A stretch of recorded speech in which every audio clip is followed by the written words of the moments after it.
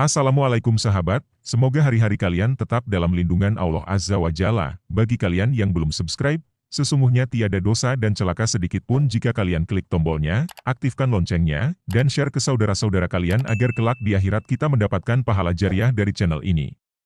Kalian semua yang menemukan channel ini adalah golongan manusia yang beruntung di akhir zaman.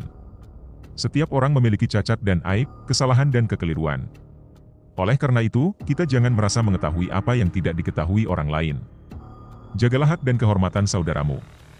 Dalam sebuah hadits dinyatakan, barang siapa yang membela daging, atau kehormatan, saudaranya dari ghibah, maka menjadi hak Allah untuk membebaskannya dari api neraka.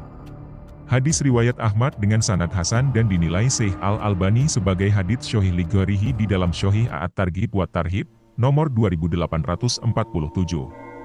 Barang siapa yang berkata tentang seorang mukmin yang tidak ada padanya, maka Allah akan menempatkannya pada lumpur ahli neraka, sampai dia keluar dari apa yang dia ucapkan.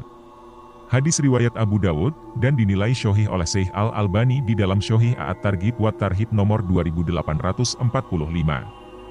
Barang siapa berbuat kezoliman terhadap saudaranya, hendaklah dia meminta maaf atas kezolimannya. Karena, pada hari kiamat, di sana tidak ada dinar dan tidak pula dirham sebagai penebusnya, sebelum diambil kebaikan dari dirinya untuk saudaranya tersebut. Apabila dia tidak memiliki kebaikan, maka diambillah kejelekan saudaranya tersebut dan dilimpahkan kepadanya.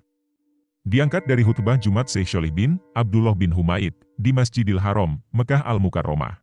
Kata seorang ulama tafsir, Masruk, ghibah adalah jika engkau membicarakan sesuatu yang jelek pada seseorang. Itu disebut menghibah atau menggunjingnya. Jika yang dibicarakan adalah sesuatu yang tidak benar ada padanya, maka itu berarti memfitnah, atau menuduh tanpa bukti. Demikian pula dikatakan oleh Al-Hasan Al-Bashri. Jami'ul Bayan, An-Takwili Al-Quran Jilid 26 halaman 167. Ghibah yang terjadi bisa cuma sekedar dengan isyarat. Ada seorang wanita yang menemui Aisyah radhiyallahu anha. Tatkala wanita itu hendak keluar, Aisyah berisyarat pada Nabi Shallallahu Alaihi Wasallam dengan tangannya untuk menunjukkan bahwa wanita tersebut pendek. Nabi Shallallahu Alaihi Wasallam lantas bersabda, engkau telah menggibahnya. Hadis riwayat Ahmad Jilid 6 halaman 136. Syekh Syuaib Al-Arnaud mengatakan bahwa sanad hadits ini sahih sesuai syarat Muslim. Dosa ghibah sudah disebutkan dalam firman Allah Ta'ala berikut ini, hai orang-orang yang beriman, jauhilah kebanyakan prasangka, karena sebagian dari prasangka itu dosa. Dan janganlah mencari-cari keburukan orang. Jangan pula menggunjing satu sama lain. Adakah seorang di antara kamu yang suka memakan daging saudaranya yang sudah mati?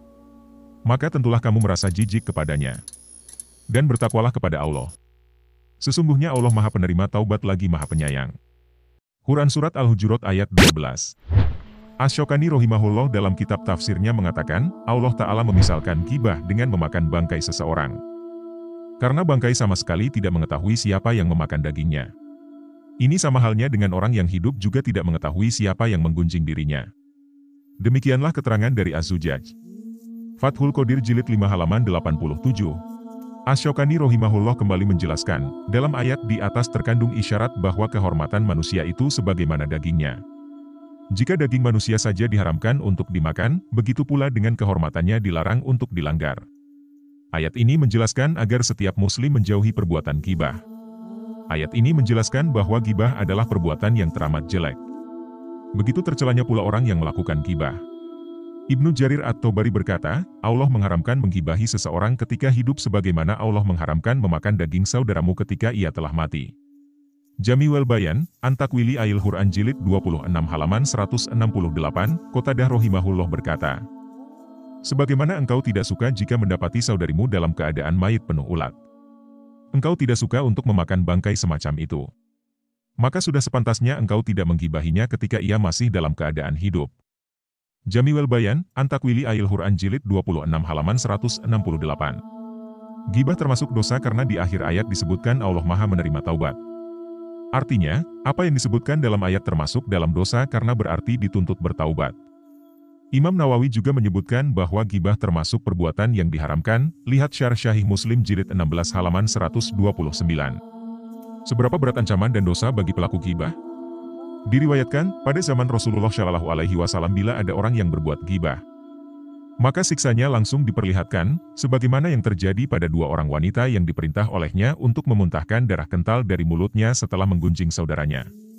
Seiring banyaknya orang menggunjing, seperti sekarang ini, siksaan itu pun tak lagi diperlihatkan. Terlebih dosa besar itu sudah dianggap sebagai hal biasa dan lumrah terjadi.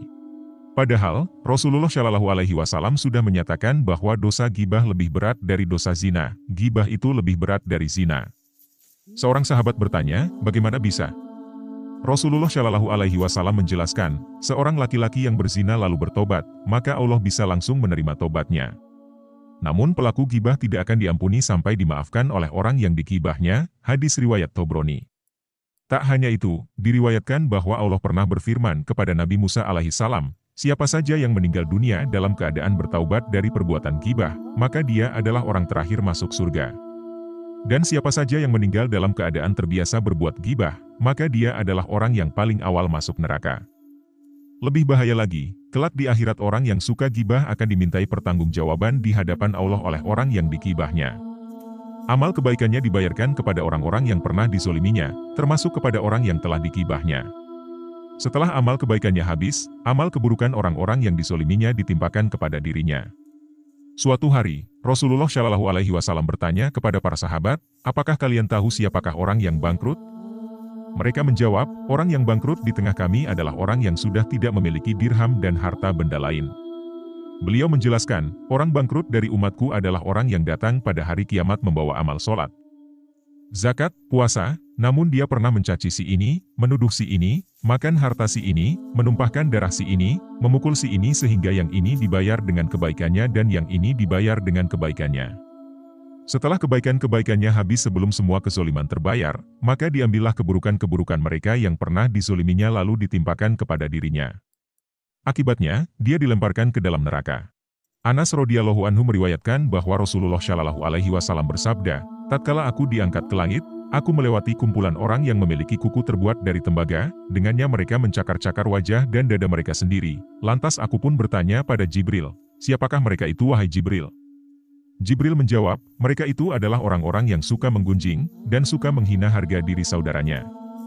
Hadis riwayat Ahmad jilid 3 halaman 224, dan Abu Daud nomor 487, Allah Ta'ala akan mengazab orang-orang yang menggunjing semenjak ia pertama kali masuk ke dalam kubur.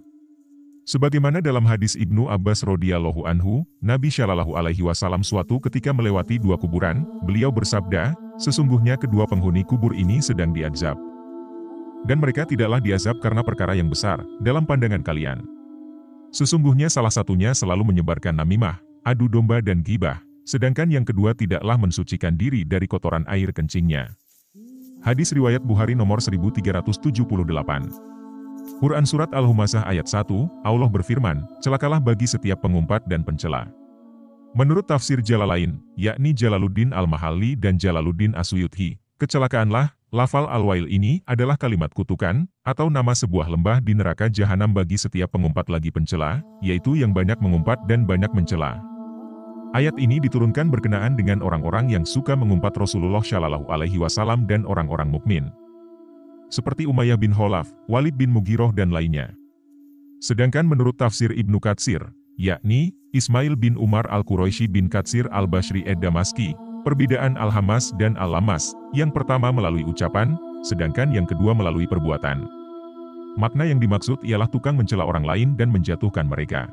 Penjelasan mengenai maknanya telah disebutkan di dalam ayat yang lain di dalam Al-Quran, Quran Surat Al-Qalam ayat 11. Artinya, suka mencela, yang kian kemari menyebarkan fitnah. Ibnu Abbas mengatakan bahwa, humasah-lumasah, artinya tukang menjatuhkan orang lain lagi pencela. Ar-Rabi, Ibnu Anas mengatakan bahwa al-humasah mengejek di hadapan, sedangkan lumasah mengejek dari belakang. Qatadah mengatakan bahwa, humasah-lumasah, mencela orang lain dengan lisan dan matanya, dan suka mengumpat serta menjatuhkan orang lain. Mujahid mengatakan bahwa humasah dengan tangan dan mata, sedangkan lumasah dengan lisan. Hal yang sama telah dikatakan oleh Ibnu Zaid.